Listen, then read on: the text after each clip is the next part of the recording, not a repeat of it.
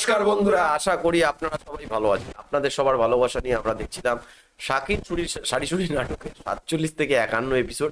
কালকে কিন্তু একটা দারুণ এপিসোড হয়েছে। আর বন্ধুরা, একটা জিনিস একটু ক্ষমা চেয়ে নেবো প্রথমেই, আমাদের একটু সাউন্ডে প্রবলেম হচ্ছে, একটু ইকো হচ্ছে মনে হচ্ছে ভিডিওগুলোতে। আপনারা যারা শুনছেন একটু বলবেন তো সাউন্ডে কোনো প্রবলেম হচ্ছে কিনা, সেটা কি থেকে হচ্ছে আমরা কিন্তু ওবিএস স্টুডিওতে যখন শুট করছি বুঝতে পারছি না। সমস্যা হচ্ছে। আর যেটা হচ্ছে প্রতিবারের মতো আমি যেটা প্রতিটা ভিডিওতে ভুল করছি, এই ভিডিওর যে অরিজিনাল লিঙ্ক সেটা কিন্তু ডেসক্রিপশন বক্সে দেওয়া থাকে।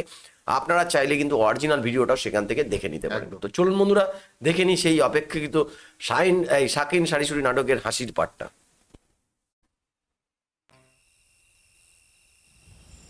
মানুষ কয় বিপদের সময় বন্ধু চেনা যায়। ও এখন আমি আবার বুঝতে ইয়ের পেরেছি কাছে তোরা আমার কিরাম বন্ধু। কার কাছে গেছে বলুন তো? ভালো না খারাপ? ওরে নিজে প্রশ্ন হাসুন। করে, হ্যাঁ, প্রকাশ্য দিবালোকের রঞ্জু আমার গায়ে হাত তুললো আর তোরা বসে বসে দেখলু। ফালতু কত কোশ্চেন? এখনো তো পাশে বসে আছি, তোকে সান্ত্বনা দিচ্ছি। আমি কি কইছি আমার সান্ত্বনা দে? আমি কত করে করছি মারে প্রতিশোধ দে, সে কথা তো কানে যাচ্ছে না। এটা তোর অন্যায় কথাগুলা। তুইও আমাদের বন্ধু, রঞ্জু আমাদের বন্ধু। রঞ্জু তোর একলা একলা মারিছে, তুইও রঞ্জুকে একলা একলা মাইরে দে। খামাকা দল বুঝে পাকানোর কি একলা একলা দরকার, মেরে হ্যাঁ? দে। হ্যাঁ, খুব উপদেশ দেয় কিছু, তাই না? আরে আমি যদি রঞ্জুর সঙ্গে গায়ে ধরে পাইতাম তাহলে পরে কি তোমার কবে আসতাম? রঞ্জু দল যে জোগাড় কিসের করছে। জন্য খেপছে সেটা আমি কিছুটা হলেও উপলব্ধি করতে পারতেছি। আমি তো রঞ্জুর কোনো দোষ দেখি না। আর আসল দোষ যার, তোদের চোখে তো তার দোষ ধরাই পড়তেছে না। সব দোষ ওই শালা রুইতো না। আরে কত বড় খারাপ চ্যাংড়া সে, দেখো, সবার সামনে বলে বেড়াচ্ছে মানে সে যে আর যার কাকুলি ধান নাকি দেয়, ও স্বামী রুইতনকে স্ত্রী। মার খাওয়ার চেষ্টা করছে, ও রঞ্জুকে মার খাওয়ার চেষ্টা করছে, এই তো অবস্থা।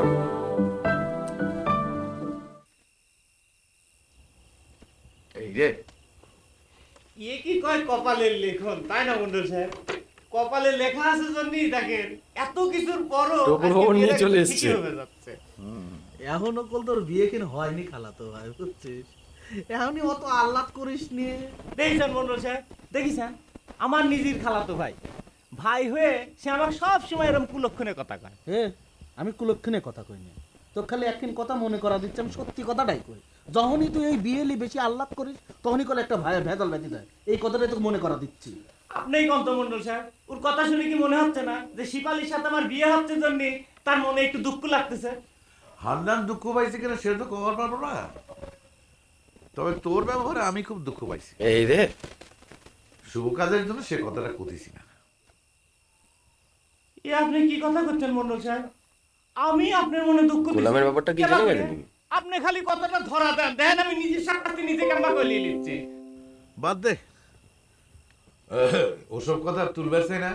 তুই তো মানে তোর কিছু বিয়ের তো ব্যাপারে জানতে একেবারে পেরেছি। আল্লাদে আটখান হয়ে আছিস। দেখ, তোর বউর জন্য যে শাড়িখানি এনেছি এটা পছন্দ হয়েছে কিনা দেখ। না না মন্ডল সাহেব, আমি আল্লাহতে আটকেন হই আর বারোকেন হই, আপনি যদি আমার কথাটা ধরা না দেন আমার সব আল্লাহ 1 মিনিটের মধ্যে সব ফুরে যাবে নি। আর আপনি কিরম করে মনে করলেন যে আপনার মনে দুঃখ দিয়ে আমি মান্নান বিয়ে করবে যাব? আপনি কথাটা কয় লাগবে? আমার বাড়িতে এত বড় একটা কাণ্ড ঘটে গেছে আর তুই গোপন করলু। পিস্তলটা আমার মা মরা মেয়ে খান তো বিশ্বাস করে একটা কথাগুলো, আর তুই বিমানও চাপি গেছু। আমাকে আপনি শুতে পারেন মন্ডল সাহেব, আমি মনে করেছিলাম যে শুক্রবারটা বাড়া গেলি তারপর কথাটা আপনাকে জানাবো। আগের দিন জানালি যে আমার বিয়েটা না হয় সেই জন্য আমি। এই মন্ডল সাহেবের জীবনের চাইতে কি তোর বিয়েটাই বেশি দামি হয়ে গেল নাকি? হ্যাঁ, বাদ দে হাল্লা, আগে তোর খালাতো ভাইয়ের বিয়েটা দিয়ে দি, তারপর রসনের পিস্তলের খোঁজ নেবে। এ ওঠ, ওঠ। মন্ডল সাহেব, আমার মাথায় করে একটা দারুণ বুদ্ধি আছে। এই থানায় যায় যদি মনে করেন রসনের নামে এই অস্ত্র মামলায় একটা কেস ফাঁসি দেওয়া যায়। ভ্যান গাড়িটা ঠিক আছে তোর মান্নান? ও বারবার করে এই কথাগুলো ঘুরিয়ে দিচ্ছে কেন? বড় শাড়ি সঙ্গে বুঝতে পারছি না। পায়ে হেঁটে যাবার ও কিন্তু ভয় পেয়ে গেছে। আর হান্নান তোকে কই, ওই গাড়িটারে তো একটু লাল নীল কাগজ দিয়ে সাজাই দিবার পারতি। এখন কিন্তু মনে হচ্ছে তুই আসলে হিংসা করছিস। হ্যাঁ, কথাটা ঘুরিয়ে দিল। ভয় পেয়ে গেছে, ভয় পেয়ে গেছে। আমার মনে হচ্ছে মন্ডল সাহেব ভয় পেয়েছে। ঠিকই টের পেয়ে গেছে।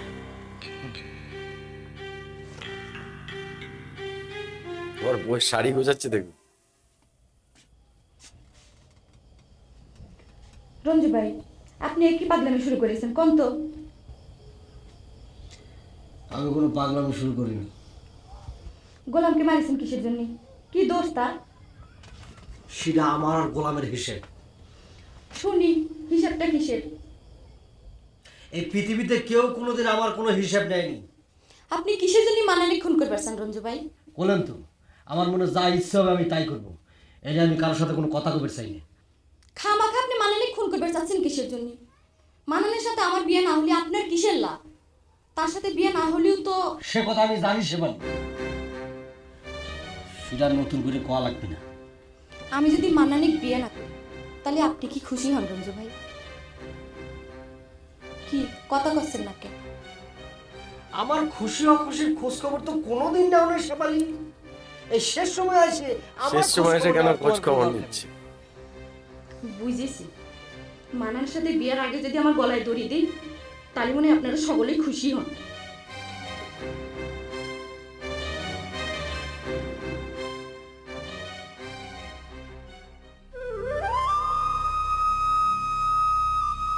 যাইকে আর কেউ না আসে, তোমরা দুজন আইসো। কত শখ করেছিলাম একমাত্র মিয়া, মেলা ধুমধামে তার বিয়ে দেবো।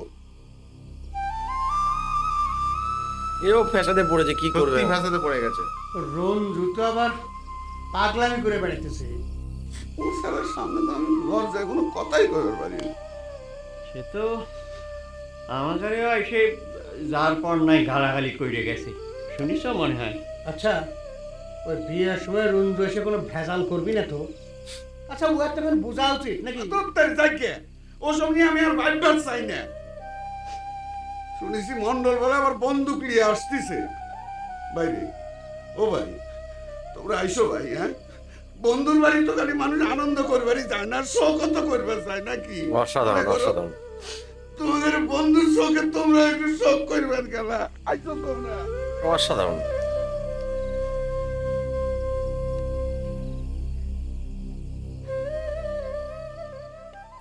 আচ্ছা খালাতো ভাই, এই মন্ডল সাহেবের বন্ধুকে গুলি কয়ডারে? আমি তো গুনি দেখিনি, তো 4-5টা মনে করে আছে।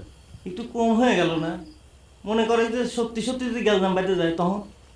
এ গুলি বেশি থেকে লাভ কি? হ্যাঁ, বন্দুক তো একই।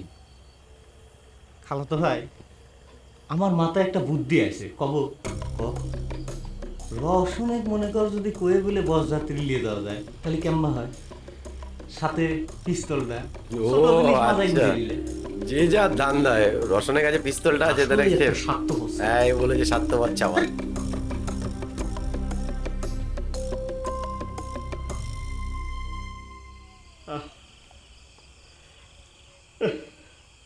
কাকার কি হলো?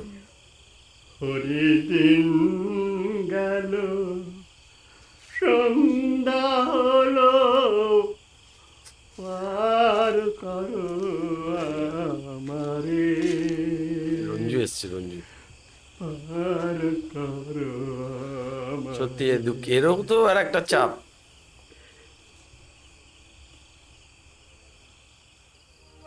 আমার নাম করে দেন দাদা, দাদা আমার মাথা ঠিক ছিল না দাদা। বাবারে, দাদা আমি কি করছি, কি করে বলে বাবারে, আমি কিছু মনে করি নাই। কি করবো ক?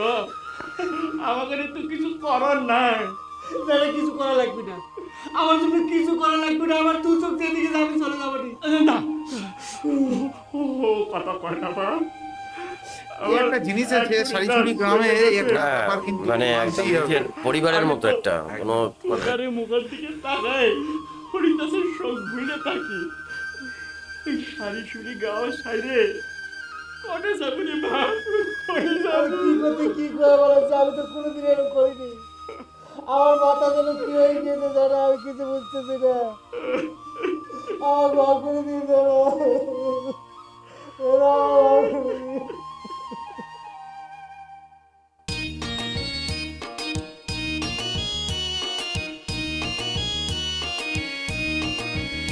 মান্নান গানে করে স্বপ্ন দেখছে, মনে হচ্ছে বিয়ে করতে যাচ্ছে। আবার পিছনে মান্নান এসছে। পিছনে আমার বন্দুক নিয়ে যাচ্ছে।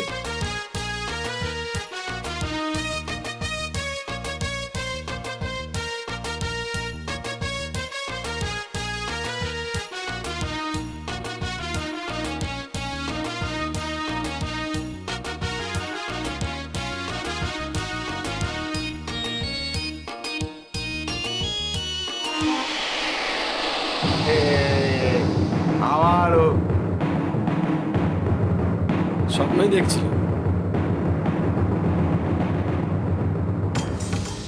মন্ডল সাহেব গুলি করেন, গুলি করেন, ও মেরে ফেলাবি, গুলি করেন, তাড়াতাড়ি গুলি করেন, তাড়াতাড়ি করেন মন্ডল সাহেব, ও মেরে ফেলাবি কিন্তু। কেরে হান্নান গুলি তো ফুটলে রে হান্নান। তখনই কইছিলাম যে রজনী বরযাত্রী বানানোর নিস্তলার সাথে নিয়ে আসি, শব্দ চালাবারি খারাপ নয়। ও পালিয়ে গেছে বন্ধু। মন্ডল সাহেব এরকম আমরা ফেলাতে, আপনি আমার ফেলাতে সব দিকে দৌড়া মালা রাখতেন কিনা নিয়ে আমার কি হবে? খবরদার আমার মুখ কিছু কম না বলেন। আবার আবার বললেন না বারবার স্বপ্ন দেখে, বারবার স্বপ্ন দেখে। কিরে এরকম ধুমা ধরে তা হারাইছিস কি কামে? কি হয়েছে? স্বপ্ন দেখতেছিলাম। ওইসব স্বপ্ন দেখা বাদ দে। মন্ডল সাহেব তোকে ডাকতেছে, ওইটাখানে বসে রয়েছে। সারিসুরি গ্রামে 3 মগা সর্দার আছে, চল। মগা সর্দার? হ্যাঁ চল। চলে শ্বশুরের সামনে আমবাই যাবো নাকি তো জামা কাপড় পাল্টাবো? পাল্টালি তাহলে পাল্টা। সাধারণ অভিনয়, মান্নানের এই অভিনয় নাকি মানে সর্বকালের বাংলাদেশের সেরা অভিনয়ের মধ্যে একটা। ও তো যেখানে যেরাম ক্যারেক্টার প্লে করছে। আনিসুল হক বরুণ ভদ্রলোকের নাম। লে তাতাইলে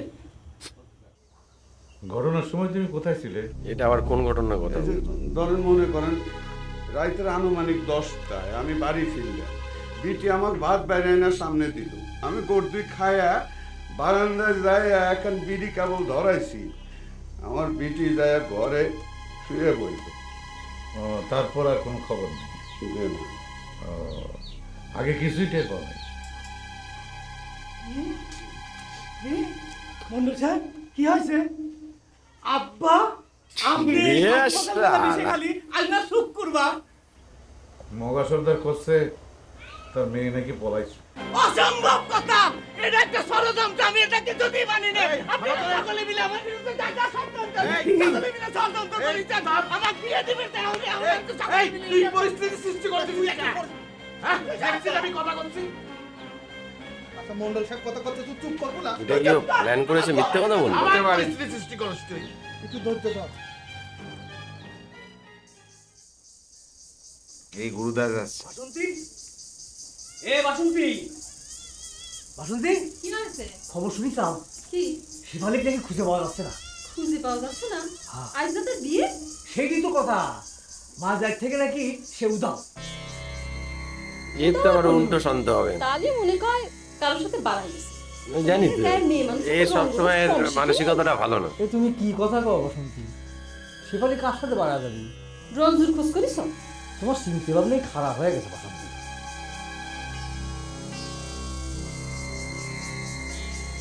রঞ্জুর সাথে শিবালির পালায় যাওয়া লাগবে কেন? মগাসা যত খুশি হয়ে তার সাথে বিয়ে দিবস আছে, শিবালি তো রাজি হয় নাই। তার মতামত নিয়ে তো মন্নানের সঙ্গে বিয়ের দিন ঠিক হয়েছে নাকি? তো তার মতামত নিয়ে যদি বিয়ের দিন ঠিক হবি, তাহলে পরে সে পালায় কে? পালাইছে যখন একলা একলা তো জানি, কারো না কারো সাথেই গিয়েছে। বেলাটা বারবার যাও, ঠিকই পাত্তর বাইরে যাবে। তোমার কথাই যেন ঠিক হয় বাসন্তী, মেয়েটার জানি কোনো খারাপ সংবাদ না শোনা লাগে। এদিকে মগা কাকা কিছু বিষে খালি, তার যে কি বিপদে ফেলায় কিনা জানে। মন্ডল তো কবি নাকি ওর বাবাই প্ল্যান করে ওকে লুকোয় রেখে বলে মগা চলে কাকা যেতে। এমনি এমনি খবর দিতে গেছে। না ঘরেই আছে হয়তো, দেখুন লুকিয়ে। আমি একথা কিছুতেই বিশ্বাস করি না মন্ডল সাহেব, মগা সাথে মিথ্যে কথা বলছে। এম্মা মিথ্যা কথা কয়ে মগা সর্দারের লাভটা কি? তোর জুতো আছেই কথা। আসলে এ কথা না মন্ডল সাহেব, আপনি খেয়াল করেন না, সে প্রথম দিন থেকেই সে আমার সাথে তার বিয়ে দিবি না সেটা করেই বেড়াচ্ছে। ও ধরেছে। তাহলে শেষ পর্যন্ত নিজে পায়ে হেঁটে এসে বিয়ের দিনক্ষণ ঠিক করে আর কি। সে তো ঠেলায় পড়ে, তার মেয়ে যখন কয়েছে সে আমার ছাড়া আর কেউ বিয়ে করবি না, তখন আর উপায় তো না দেখে আপনার সাথে এসে বিয়ের দিনক্ষণ পাকা করে গেছে। তার বেটি যদি তোকে এত পছন্দই করবি, তাহলে তার বাড়ির দিন পলাইলে গেল কে? আবার সেটা বিয়ের দিন পলাইছে। তো সেটা করছি একটা ষড়যন্ত্র। ঠিক আছে মানলাম ষড়যন্ত্র, এখন আমরা করবোটা কি? এমন মগা সন্তান বাজে রাখেন করে পাড়া পড়ছে। এ যদি ঘটনা সত্যি হয় তাহলে তোর তখন কি হবি? কি আবার হবি? নিয়ে যখন জানবিনি তার বাপের ধরে বাজে রাখেছে, তখন মেয়েও এই বাড়ি চলে আসবিনি। আমি যা করছি একবার করে দেখেন মন্ডল সাহেব, প্লিজ প্লিজ। আবার আরেকটা পরিস্থিতির সৃষ্টি করলো। ও কিন্তু বুদ্ধিটা ভালো এঁটেছে। তোমার কি মনে হয় ভাই তার মানে সে ওর কমে সাথে যাইতে পালাই পারে? না না, পালায়নি, আছে কোথাও একটা। ওর বাবাই হয়তো মেয়েকে বাঁচাবার জন্য ইয়ে করে। এরকম একটা কিছু ঘটবে। সেদিন কত কথা কইলো, অথচ গুণা করে সে কলে না যে মান্নানির বিয়ে না করে এমন একটা কাণ্ড করে বসবি। সেদিন রাইতে যখন আমার সাথে কথা কথি হয়েছিল তখন আমি বুঝতে পারছিলাম তোমরা তো কও সে আমাকে কখনো ভালোবাসেনি। সেটা তো আমার মুখের কথা না রে ভাই, সে নিজের মুখে যা কইছিল আমি তোমার কাছে সেই কথাই কইছিলাম।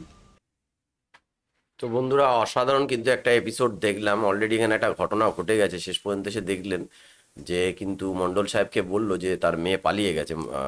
তো এবার ঘটনাটা কতটা সত্য সেটা কিন্তু পরের এপিসোড না দেখলে বুঝতে পারবো না। আর আমার যতদূর মনে হচ্ছে মণ্ডল সাহেব কিন্তু এখন এই ইয়েকে আটকে রাখবে। আপনার কি মনে হয়? আমার তো মগা যতদূর মনে হয় সরকারকে আটকে রাখবে আটকে বলে রাখবে আমার মনে হয়। যতদূর। এবার যদি আটকে রাখে তখন মগা সর্দার একটু ভীতু আছে, কিন্তু হয়তো সব খুলে বলে দিতে পারে যে মেয়েকে না বিয়ে দেওয়ার জন্য আমি হয়তো মেয়েকে লুকিয়ে একদম। রেখে এসেছি বা কিছু। তো আশা করি আপনাদের ভিডিওটা ভালো লেগেছে।